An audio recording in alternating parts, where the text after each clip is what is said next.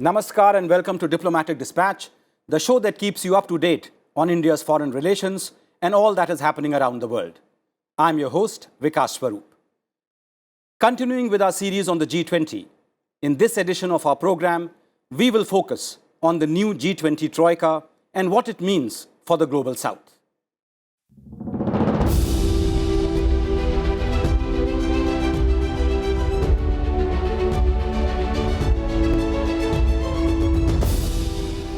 On December 1, India took over the presidency of G20 from Indonesia. Given that G20 is the world's most influential economic multilateral forum, which sets the agenda and enforces the rules of global economic governance, this represents a watershed moment for India. G20 does not have a permanent secretariat or headquarters. Instead, the incumbent chair establishes a temporary secretariat for the duration of its term, coordinates the group's agenda, and organizes its meetings. The chair also works closely with its predecessor and successor, together known as the Troika, to ensure continuity of the agenda. What makes India's presidency even more special is the fact that for the first time, the Troika comprises three developing and emerging economies: Indonesia, India, and Brazil. This creates an extraordinary moment in the history of G20 when developing countries will set the agenda of the group, which so far was largely controlled by the G7. Developing countries have their own unique sets of challenges. Whether it is climate finance, food security, rising indebtedness, meeting the Sustainable Development Goals, or pandemic preparedness, the biggest impact is felt on the poor and the vulnerable. So what can the new G20 Troika do for the developing world? To provide the answer, I am fortunate to be able to call upon three eminent experts, each representing a country of the Troika. From Indonesia, we have Dr. Jose Rizal Damuri, Executive Director of the Center for Strategic and International Studies in Jakarta. From India, we have Dr. Shamika Ravi, Vice President Economic Policy at the Observer Research Foundation. And from Brazil, we have His Excellency André Aranha Correa do Lago, who has been Brazil's ambassador to India since 2018. A very warm welcome to all of you. Let me begin with you, Dr. Damuri. Now, in a sense, Indonesia has already set the tone by working on areas such as health security, energy, environment, and digital governance, which are all important to the developing world.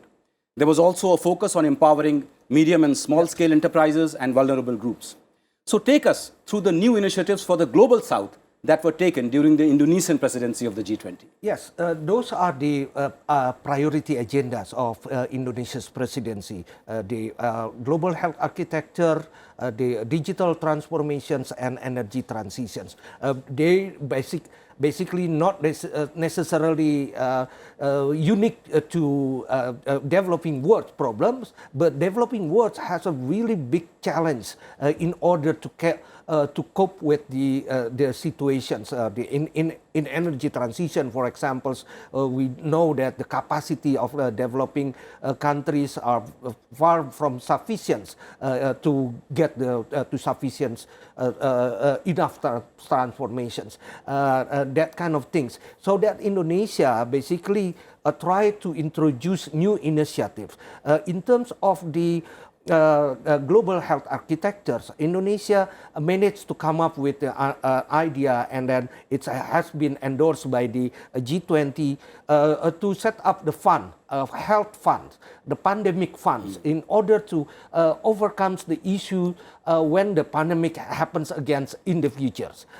In the energy transitions, Indonesia also managed to have this kind of new mechanisms, the energy transitions mechanisms that can serve as a country platforms, regional platform, and also global platforms to mobilize resources that we need for energy transitions. So those kind of initiative hopefully can be taken up to the next level by the next presidency, including India and Brazil, so that we can have a meaningful transformations of the developing world. Thank you very much, Dr. Damuri. Now, Dr. Ravi, India has always regarded itself as the voice of the global south. So what can we expect from the Indian presidency to articulate the concerns of the developing world? Well, it is a great opportunity for India, given that over the last 75 years, despite changes of government within the country, India has by and large championed the developing world's causes, whether it was in the area of health, in economy itself, democracy too, in many ways, different kinds of institutional development that are required to go hand in hand with economic development of the world. Today's newspapers have carried an excellent op-ed by the Prime Minister. I think it's a succinct vision which he has given for what our presidency is likely to be. I think one thing we have to recognize is that there have been too many disruptions in the last 3-4 years. And we have to wake up to the reality that you cannot erase such uncertainty, but you can plan against them. So the G20 really provides a platform where we can push for a non-zero-sum game mentality, where we realize that when majority of the world is struggling, you cannot hoard vaccination and you cannot hoard medication. I think the weaponization of global supply chain, I think it hurts everyone, but it particularly hurts the vulnerable and the poor. Again, a very large segment of the global economy, and hence India therefore has to emerge as a voice, because we are a part of the wider solution. We suffer when the global south suffers. I think India does see itself as part of the solution. I think whether it is climate change, whether it's terrorism, whether it's pandemic, which is one of the, it's not a zero probability, it's a very much a significant likelihood that there will be future pandemics, etc. So we need to develop global institutions, mechanisms through which we can overcome these kind of global shocks. So India is in a very unique position, because while we talk to the G7, we trade very heavily with them, but a lot of our economic concerns and social concerns are very much in sync with what the global south lives through on a daily basis.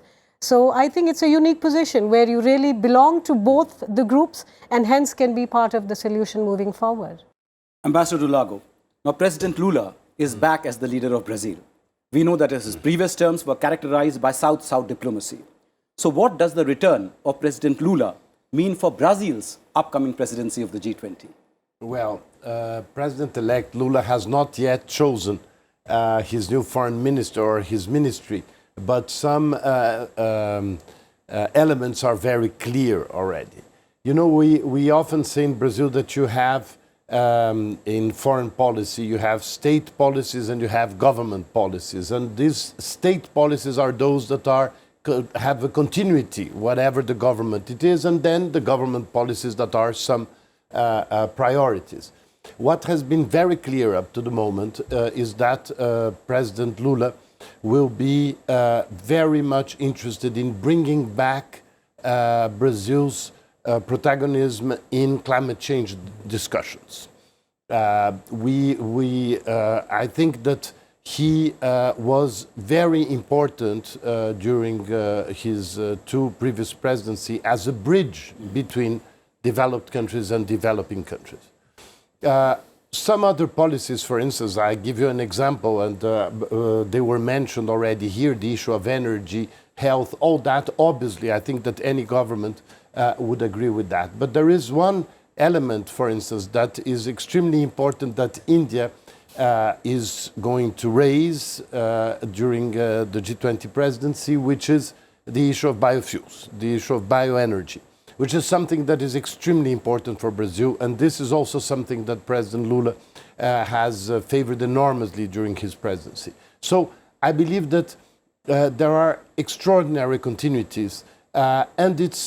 And the great thing about the G20 is that it has created a group that is not against any other group. Yes. It is a group that brings together other groups. And Brazil is going to be presiding BRICS also, at the same time that it will be presiding G20 in 2024. So I think it is a very extraordinary opportunity for our countries, because whatever the group, we are always together, India and Brazil. And Dr. Damuri, Indonesia's theme for its G20 presidency, we all know, was recover together, recover stronger. But the shadow of the Russia-Ukraine conflict loomed large over the Bali G20 summit. What were the challenges that Indonesia faced in evolving a consensus on all the major issues on the G20's agenda? Well, G20, we have to admit that G20 is not a homogeneous group. It consists of very different number of countries, and they have different aspirations, different perspective, and different interests as well. Even without the war, that can be very difficult to bridge all the gap, all the different interests. And with the war, actually, it was almost impossible to come with a consensus and similar commitment from all the member countries. It depends on how each member countries has different kind of perceptions on their relations with Russia, for example, and their relations with China as well. And their relations with the US. So basically, it's totally a very complex dynamic that Indonesia faced at that times. Even earlier this year, we were quite afraid, actually, Indonesia will be written in history as the place where G20 summit failed to convene. Or worse, where G20 collapsed, actually. So, well, it was very nice surprise for us to have a good summit in Bali last month, and perhaps Indonesia's positions that are quite acceptable among other member countries help also on how to bridge the difficulties. But of course, this is still very early. We also still need to see whether the commitments can be also implemented. And in order to do that, I think the Troika, the current Troika, would play a very important role. Following on from that, Dr. Ravi, now Prime Minister Modi has said in this op-ed, which he wrote today, that during its presidency, India will strive to promote unity and the universal sense of oneness. This is also reflected in the theme that India has chosen for its G20 presidency, Vasudhaiva Kutumbakam. The world is one family, one earth, one family, one future. How is India uniquely placed to try and bridge the many divides that are plaguing our world? Well, at the foremost, it's important to acknowledge that we are talking to everyone. Historically, that has been our position. In fact, it is not just a position that the leadership has taken. There have been several surveys done of younger people in the country and how they perceive different global powers.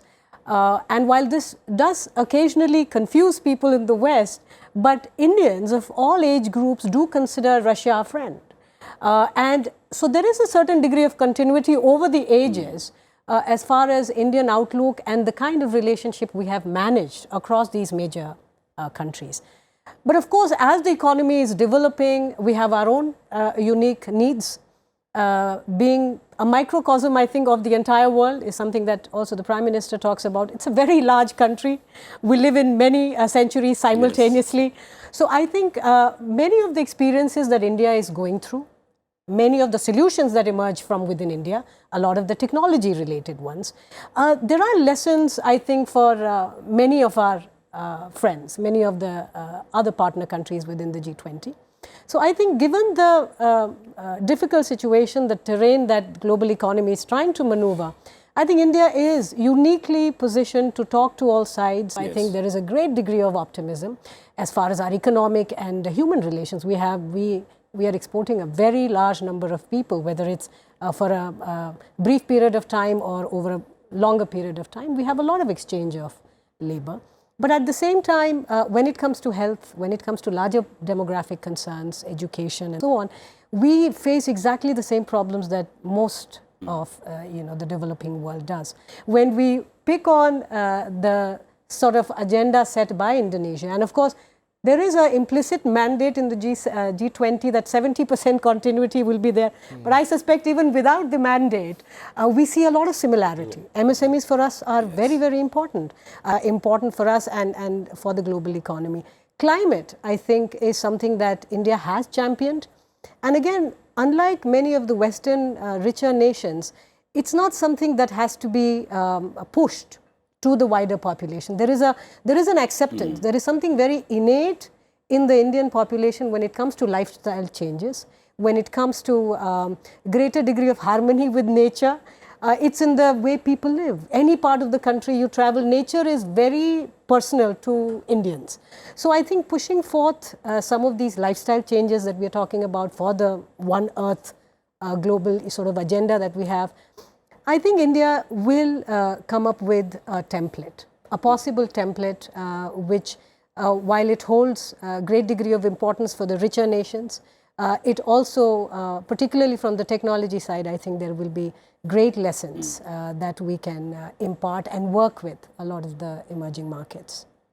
Ambassador Lago, developing countries need the support of the G20 to achieve the Sustainable Development Goals and deal with immediate challenges relating to poverty and debt distress. In this context, how important is it to reform the institutions of global governance to make them fit for purpose for the 21st century? And do you see the G20 as a model template? Well, I'm very glad you mentioned the SDGs, because the SDGs somehow had a revolutionary impact that many people don't notice, but I'll try to convey to you, which is the following. Many people think that the SDGs are like a continuation of the MDGs. Yes. No, the MDGs were about poor countries. The SDGs is about everybody. And what the SDGs, if you take sustainability as a reference and not wealth, if you take sustainability as a reference, most, by the way, all developed countries are not sustainable. So SDGs, everybody has bad marks in the SDGs. So that's why the SDGs fit very well in the G20, because the G20 mixes countries with different economic circumstances, population, etc. So I think that the G20, adopting the agenda of the SDGs as they are doing, the G20 adopting climate change as a priority, it is very important because the scale of the members of the G20, anything is possible. So I believe that it is the appropriate context. It was created somehow, the origin of G20 was essentially financial, but it evolved to something much more political and much more wide-ranging. And I think that the SDGs is a great reference for these discussions of the G20. Dr. Damouri, international trade has been badly impacted by the pandemic, and once again, the impact has been felt most acutely by emerging economies. How can G20 trade policies benefit developing countries, and what can be done to boost inclusiveness in the global economy? Yes. The pandemic hit international trade at least from three ways. The first one is it prevents people doing the productions activities. So it basically affects the supply chain. It also affects the transportations and logistics. At one point in time, the logistical costs went up to 5 times higher than the normal situations. The third one is that because during the pandemic and also during this even until now, many countries actually put up a lot of barriers, a lot of trade barriers and trade policy that restrict the international trade activities. So I think G20 can play very significant roles in order to fix those three issues. Indonesia tried to do that by urging members not to put up more barriers to the international trade, even reduce the number of international trade policy that restrict the international trade. Indonesia also try to come up with the an arrangements that may reduce the transportation costs and the logistical costs. Of course, it's still it depends on the implementations later on whether those initiatives can bring a significant result or not.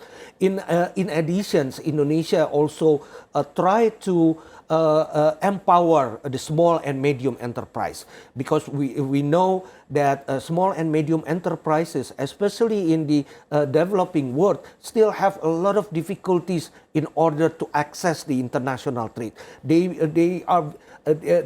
face a lot of challenges when they go international.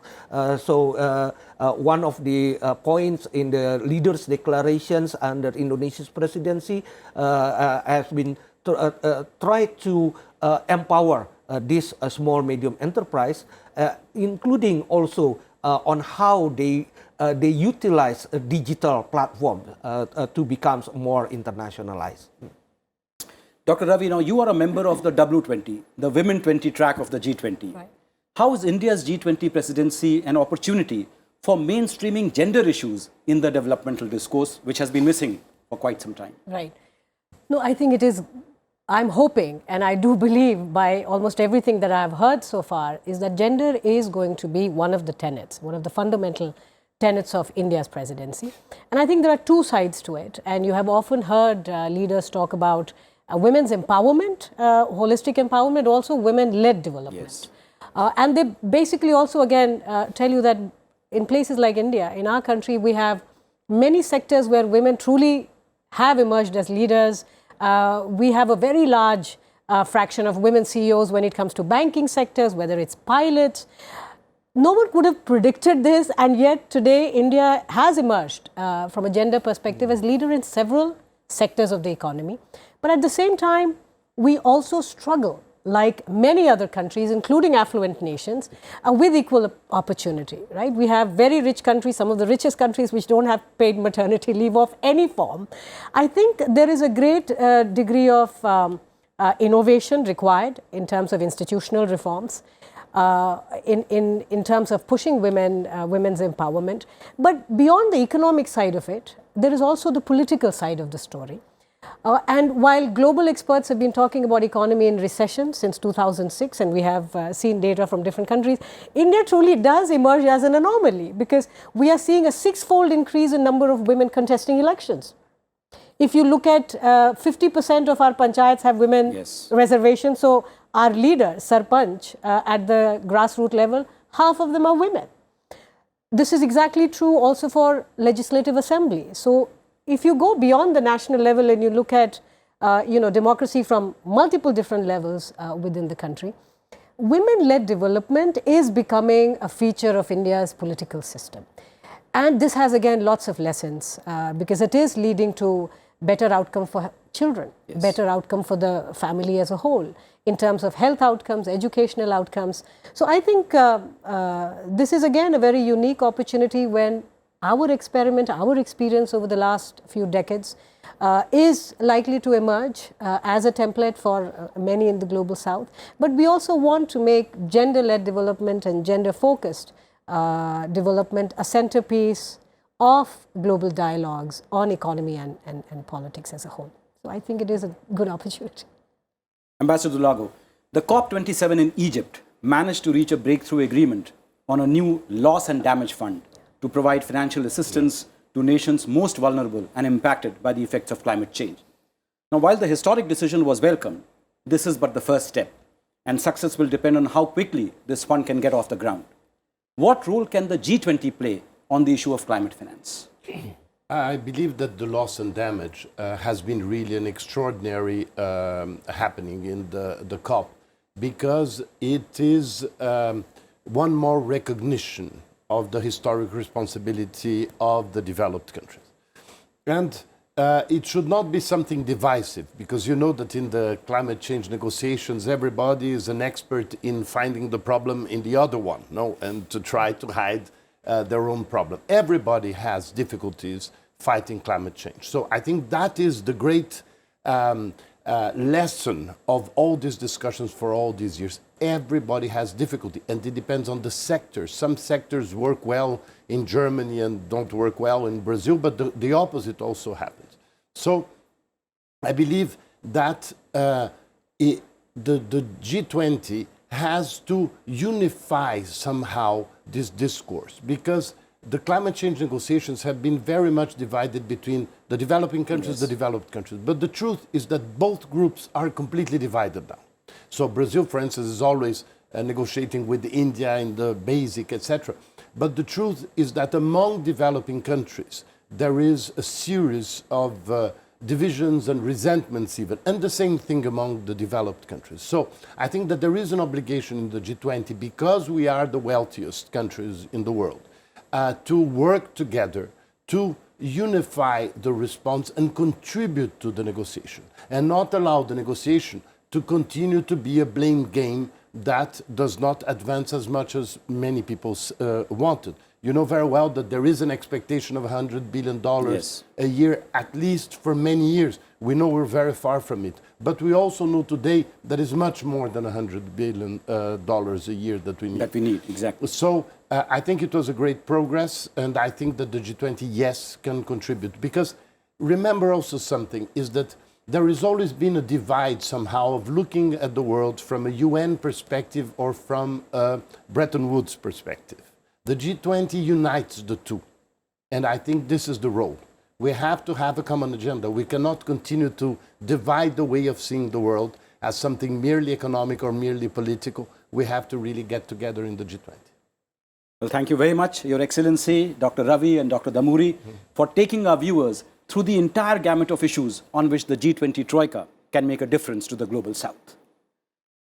Prime Minister Modi has said that India's G20 presidency will be a presidency of healing, harmony, and hope.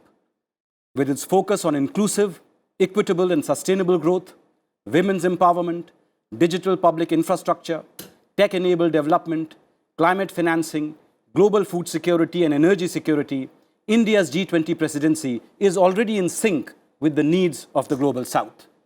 It helps that after Brazil, the next chair of G20 will be South Africa.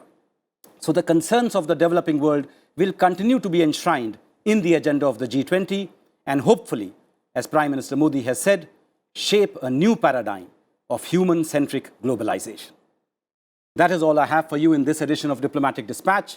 Thanks for watching, and goodbye.